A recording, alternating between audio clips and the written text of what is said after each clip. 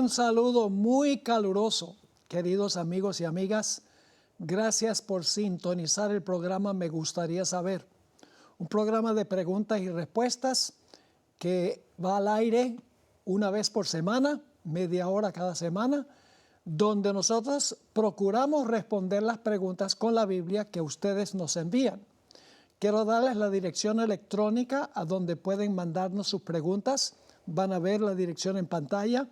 La dirección es tv@zoomtv.org. Nuevamente, tv@zoomtv.org. Con mucho gusto vamos a hacer todo lo posible por contestar las preguntas que ustedes nos mandan. Dicho sea de paso, recibimos preguntas buenísimas, donde tenemos que hacer mucha investigación para poder conseguir la respuesta. Tengo conmigo a Daniel Miranda, quien nos está acompañando en estos días aquí en Zoom TV. Gracias por tener la bondad de dedicarnos un tiempo para este programa. Es un placer para mí poder participar de ese maravilloso programa y ser enriquecido con estas preguntas, muy buenas todas. Amén. Y claro, queremos orar antes de comenzar, así que voy a pedirle por favor que tenga una oración. Muy bien. Entonces entramos de lleno a las preguntas. Perfecto, vamos a orar. Querido Señor y Padre bueno, a esta hora venimos delante de ti, Señor, buscando sabiduría y dirección al responder estas preguntas. Queremos, Señor, saber no lo que dice el hombre, sino lo que dice tu palabra. Así que oro para que las preguntas nos ayudes a responderlas bien, claras para nuestros hermanos. En el nombre de Jesús. Amén. Amén. Amén. Muy bien, vamos a comenzar con la primera pregunta en este programa que tenemos para hoy. Esta pregunta nos la hace Gabriel Peguero. El hermano Gabriel Peguero dice: Pastor, bendiciones. Me gustaría saber qué dice la Biblia sobre los tatuajes. Muy interesante pregunta, Pastor. Muy interesante, sí. ¿Qué podemos decir de eso? Bueno, el único texto que yo conozco en la Biblia está en Levítico. Levítico 19 y el versículo 28. Así que vamos a leer el versículo a ver qué es lo que dice y luego vamos a ver si hay un principio involucrado aquí. Levítico 19 y el versículo 28. Y vamos a pedirle a Daniel que por favor nos lea ese versículo. Muy bien, Levítico 19, 28 nos dice: y no haréis rasguños en vuestro cuerpo por un muerto, ni imprimiréis en vosotros señal alguna, yo Jehová. Creo que el texto está claro, ¿no?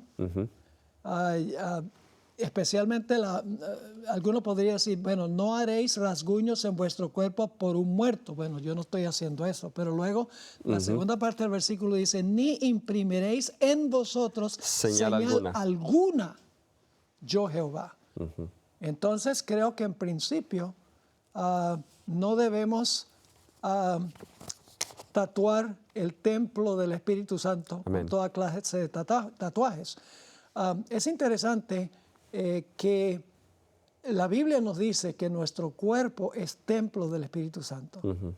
Yo creo que si Dios hubiera querido que tuviéramos tatuajes, nos hubiera creado con tatuajes. No debemos desfigurar el cuerpo poniendo tatuajes. Ahora, algunos arguyen que el Señor Jesucristo tiene un tatuaje. Entonces vamos a examinar ese versículo. Apocalipsis 19. Es interesante cómo la gente usa la Biblia para justificar lo que hace.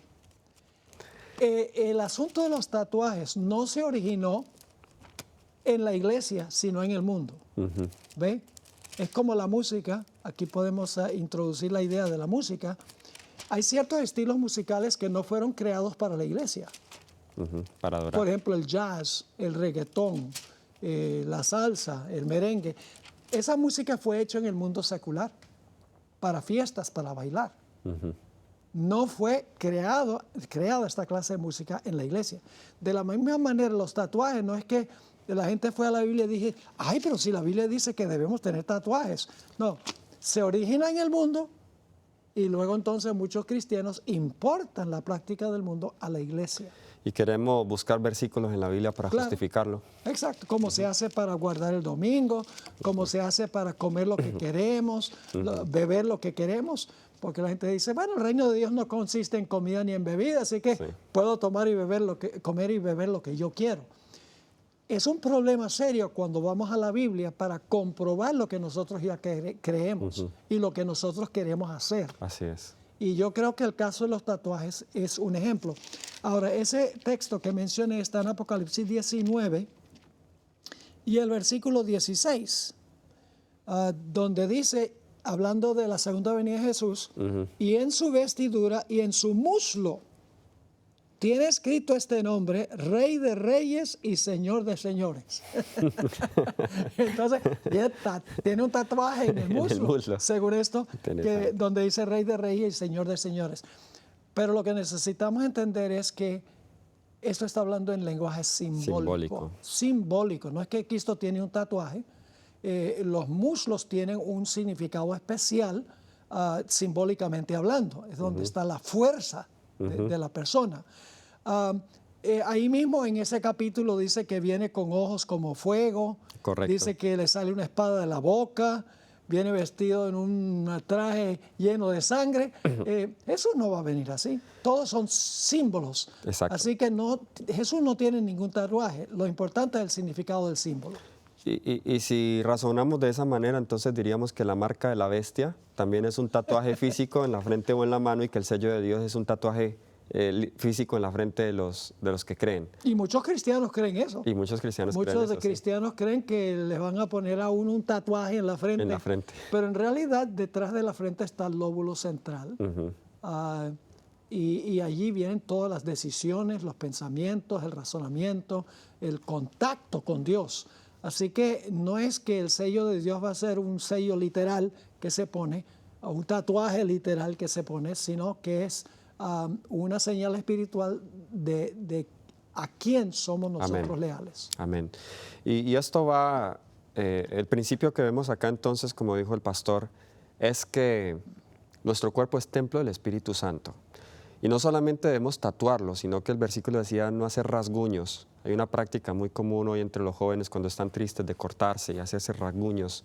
Y el versículo también habla acerca de eso. Nuestro cuerpo hemos sido comprados por sangre. Y no tenemos la libertad de dañar este cuerpo que el Señor nos ha dado porque le pertenece a Él. Sí, la Biblia dice, no sois vuestros. Así que tenemos que cuidar lo que es de Él. De lo que es de Él. Es como, por ejemplo, si tú tuvieras un BMW nuevecito y yo te lo pido prestado y lo rayo por todas partes y te lo devuelvo, ¿tienes derecho de reclamar? Claro. Claro, porque ese no es mío. Exacto. Es tuyo. ¿Cómo se siente Dios cuando nosotros raspamos el cuerpo y maltratamos el cuerpo que es de Él, que nos lo prestó? Creo que Dios de la misma manera, aún más. Eso. Sí. Ok, entonces tenemos otra siguiente pregunta, muy interesante esta pregunta. Surge mucho hoy en día cuando tenemos el problema del COVID. Dice, hola pastor, feliz sábado, saludos desde San Juan, Argentina. Saludos. Familia Medina. ¿Usted piensa que deberíamos vacunarnos contra el COVID si la ciencia es puesta por Dios? Es interesante cómo muchas personas quieren comprometer a Secrets Unsealed y Zoom TV para decirles si tomar la vacuna o no. Quiero mencionar que nosotros no decimos sí o no. Yo hice un mensaje de unos 2 o 3 minutos donde expresé cuál es la posición de nuestro ministerio. Nosotros recomendamos que se hagan 3 cosas. Número 1, que oren al Señor para pedir dirección de Dios, porque la Biblia no habla directamente de eso. Entonces cada persona tiene que investigar la Biblia y tiene que responder por sí misma. En segundo lugar, hagan su propia investigación en fuentes confiables, no en teorías conspirativas por ahí. Hay muchas cosas sensacionalistas en el Internet. Yo estoy hablando de fuentes serias, de personas, epidemiólogos, etc. Y en tercer lugar, consulte con médicos que usted conoce, que son responsables, son de confianza. Esa es nuestra recomendación. Ahora, estas vacunas no son como las vacunas tradicionales, particularmente la Pfizer y la Moderna, son una nueva tecnología. No se ha visto cuáles son los resultados más a largo plazo, pero cada uno tiene que decidir qué es lo que va a hacer en relación con la vacuna. Algunos se enojan con nosotros y dicen, no, deben tomar una posición, pero no podemos tomar una posición con algo que todavía no se ha visto. Correcto. Cuáles son los frutos a largo plazo. Y esto es una responsabilidad moral, porque si decimos sí y luego por alguna razón tenga algún problema de efecto secundario, pues nos van a culpar. Exacto. Pero si decimos que no y el COVID le dio y se murió, también nos van a culpar. Exacto. Entonces, por eso, como dice el pastor, lo mejor es busque dirección de Dios, ore, investigue bien y consulte a su médico de confianza. Yo sé que el Señor está dispuesto a guiarnos tanto en cosas grandes como en cosas pequeñas como esta. Sí. Ahora, un último punto, y es que debemos practicar las pautas de salud que Exacto. Dios ha establecido para tener un sistema inmunológico saludable. Amén. Es decir, debemos practicar las 8 leyes de la salud, debemos comer saludablemente, debemos beber agua, debemos descansar, debemos confiar en el poder divino. Hay que aplicar todos los tales llamados remedios naturales para tener un sistema inmune fuerte. Así es. Y nosotros los adventistas en ese sentido tenemos una gran ventaja porque el Espíritu de Profecía nos da muchos detalles en cuanto a cómo cuidar la salud. Muy buen punto, así que sí, tenemos un plan de salud que el Señor nos ha dado y debemos ser fieles a ese plan de salud. Sin importar antes o después de la pandemia, en cualquier momento, el Señor nos pide que cuidemos de nuestra salud. Amén. Ok, aquí hay una pregunta muy buena que surge de vez en cuando. La envía David Bonilla González de Guayaquil. Esta es la pregunta. Estoy estudiando la adoración a Dios. He podido comprobar cuán importante es para el tiempo final la reverencia y el modo, aquí viene la clave, en que es dirigida la adoración. Sin embargo, hay un solo pasaje de la Biblia que me causa problemas. Se encuentra en Salmo 150 y habla principalmente de la adoración en el santuario. El versículo 4 menciona la danza y el 5 menciona los símbolos resonantes. Me gustaría saber cómo defender el tema de la música tomando en cuenta estos pasajes. Gracias por su programa y espero que me ayude. Dios lo bendiga. Esa pregunta es tan difícil que se la voy a lanzar a usted. Muy bien, vamos a hacer lo mejor que podamos para responder a esa pregunta. Como dijo el pastor, es una pregunta difícil. Y el hermano está citando el Salmo 150, así que comencemos allí, en el Salmo 150. He escuchado personas que justifican el baile con el Salmo 150 y volvemos a lo mismo que dijimos ahora en los tatuajes. A veces queremos buscar en la palabra del Señor cosas que justifiquen nuestros placeres y nuestros gustos no santificados. Así que en el Salmo 150 es un salmo de adoración donde vemos alabat, continua alabanza al Señor. Y a partir del versículo 3 vemos que el salmista hace referencia a varios instrumentos musicales. Alabadle a son de bocina, alabadle con salterio y arpa, alabadle con pandero y danza, alabadle con cuerdas y flautas, alabadle con címbalos resonantes, alabadle con címbalos de júbilo. Bueno, en una ocasión yo escuché una explicación muy interesante. No necesariamente esa es la que yo creo, pero la persona que explicaba este texto decía que en el contexto vemos acá es una lista de instrumentos musicales, pero de repente sale la danza, que está muy fuera del contexto de los instrumentos musicales. ¿Okay? Vemos en la danza. Pero hay algo de cierto en eso. La palabra para danza en el hebreo, la palabra majolé o majol, Esta palabra aparece 6 veces en las Sagradas Escrituras y en la mayoría de veces no hace referencia como tal al baile, sino hace referencia a la alegría de adorar a Dios. Por ejemplo, en el Salmo 30:11, y ahí vemos un paralelismo hebreo muy hermoso. El Salmo 30:11, que se utiliza la palabra majolé, que es la que se traduce aquí como danza. El Salmo 30:11 nos dice la palabra del Señor: has cambiado mi lamento en baile, y ahí está la palabra, desataste mi cilicio y me ceñiste de alegría. Entonces, en el paralelismo hebreo vemos que lamento se compara con cilicio, baile se compara con alegría. O sea, no necesariamente son el tipo de bailes que nosotros vemos hoy. Es una expresión de alegría. De júbilo. De júbilo, muy bien. En el Salmo 149:3 también vemos que se utiliza esa misma palabra. El Salmo 149, el versículo 3, muy parecido a lo del Salmo 150. Alaben su nombre con danza, con pandero y arpa a él canten. ¿Okay? Vemos aquí también en el contexto de la adoración. Ahora, hay uno que me gusta, los otros los encontramos en Jeremías 31:4 y 13, eso no lo voy a leer, pero voy a leer el de Lamentaciones, porque, como sabemos, el libro de Lamentaciones fue escrito en un periodo de suma tristeza del profeta Jeremías por la desolación de Jerusalén. Y en Lamentaciones capítulo 5, versículo 15, nos dice Jeremías aquí vemos la misma palabra: cesó el gozo de nuestro corazón, nuestra danza, la misma palabra, se cambió en luto. Paralelo a gozo. A gozo, paralelo a gozo. Entonces yo veo más esta danza, no como la danza que queremos hoy nosotros practicar basada en este texto, sino como una expresión de gozo a Dios con el toque de instrumentos, con cánticos de alegría. Sería parecido al júbilo de David. Correcto. Cuando trajeron el arca a Jerusalén.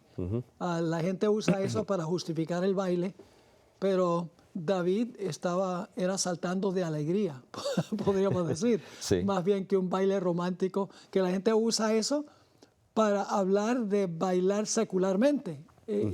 Yo lo que le digo a la gente es, bueno, si tú quieres usar eso para justificar, entonces la próxima vez que traigan el arca a Jerusalén, tú puedes hacer lo que hizo David. Ahora, en cuanto al uso de los instrumentos. Muy bien. Hay un punto muy importante, y es que los instrumentos que se usan en una sinfónica muchas veces son los mismos instrumentos que se usan para música mundana. Por ejemplo, la trompeta puede tocar jazz, como en New Orleans, pero la trompeta puede tocar también himnos sagrados. Así es. Los tambores se usan en una sinfónica, también, que es música perfectamente apropiada, generalmente música 4x4. Pero también se pueden usar los tambores para tener mucha síncopa, demasiado ritmo. Y yo siempre he dicho que si la música te mueve del cuello para arriba, es buena. Si te mueve del cuello para abajo, es problemática. Muy bueno. Entonces, el hecho de que se mencionen todos estos instrumentos no significa que la gente estaba teniendo, digamos, como una fiesta. Porque los instrumentos se pueden usar bien o se pueden usar mal. Como en la ocasión de Nabucodonosor. Exacto. Que usó instrumentos que vemos que se usaban en el santuario, algunos de esos instrumentos. Exacto. Pero él los usó, los mandó a tocar de tal manera que hiciera que la gente se postrara ante la imagen. Exacto. O sea, la música debe ser rítmica, pero no debe predominar el ritmo, ni debe predominar la síncopa. A veces, aún en la buena música, hay una porción que es sincopada, pero es solamente para romper la monotonía, pero no digamos, predomina de la música. Así que, en realidad, el uso de los instrumentos no justifica en ningún sentido el tipo de música que muchas veces se usa hoy en día en la iglesia. Y claro, tenemos el testimonio del Espíritu Profecía. En Mensajes Selectos, tomo 2, ella habla de un campestre que se realizó en el estado de Indiana en el año 1900, en septiembre de 1900, a donde dice que había vocerío, había danza, y ahí no está hablando de alegría, está hablando de baile. Y dice también que los instrumentos se tocaban con un ruido aturdidor que anulaba el efecto del mensaje del tercer ángel. Es decir, nuestro culto de adoración no debe centrarse en la música. La música es el apoyo del sermón, no el sermón el apoyo de la música. Así es. Por ejemplo, a mí me invitaron a predicar en una iglesia de habla inglesa aquí en nuestro campo. Y llegué a las 10 de la mañana, a las 11 empezó el culto y hubo un grupo de alabanza que cantó 1 hora, hasta las de 11 a 12. Y cuando llegaron las 12, el pastor me dice, bueno, pastor, ahora usted tiene 15 minutos para predicar. Entonces yo le dije, yo no puedo predicar el sermón en 15 minutos. Y prediqué mi sermón de 1 hora, nadie se fue. Entonces, a veces la música suplanta el mensaje. El centro del culto debe ser el mensaje. Amén. No la música. La música apoya el mensaje, no viceversa. Prepara el espíritu para... Exacto.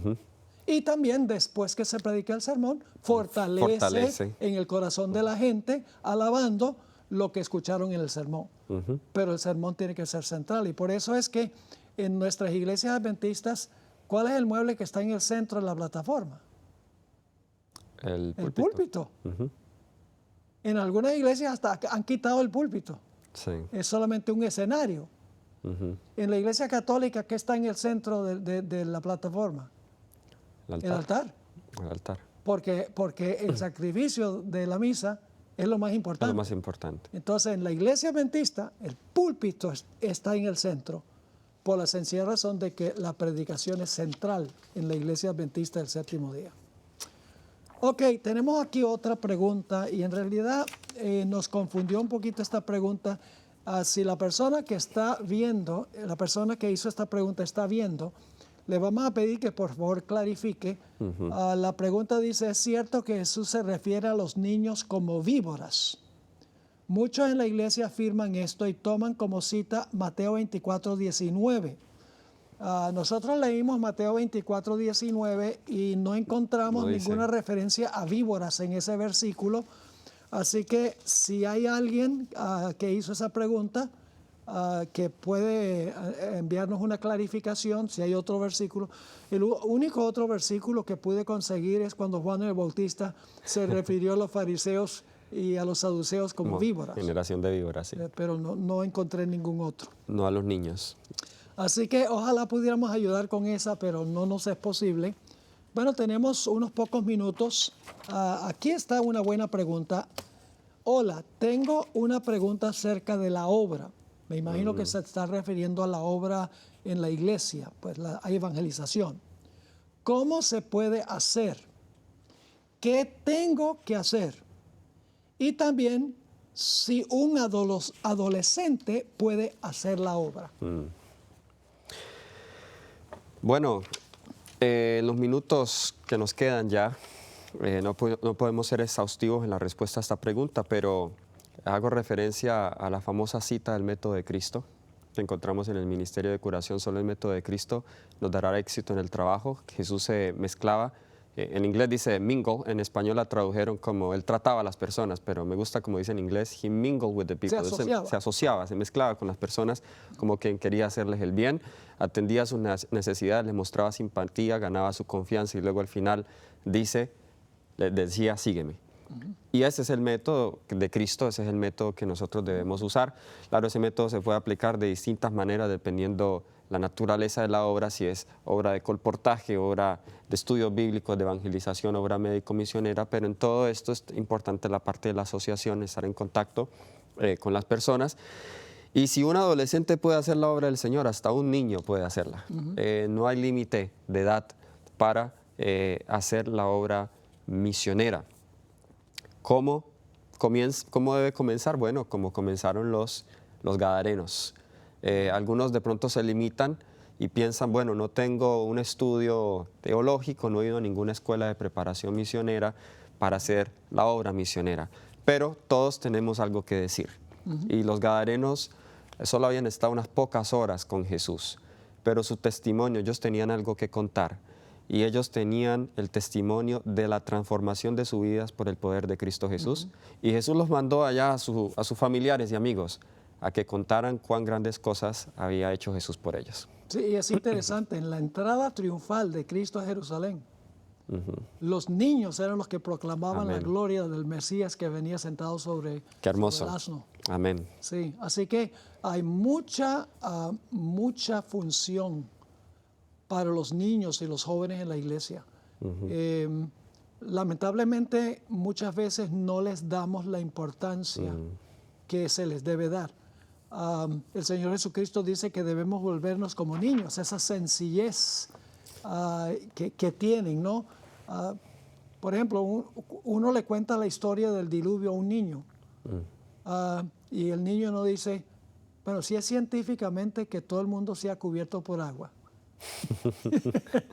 O uno habla de la creación del hombre, que Dios formó al hombre. Bueno, pero eso no parece ser científico.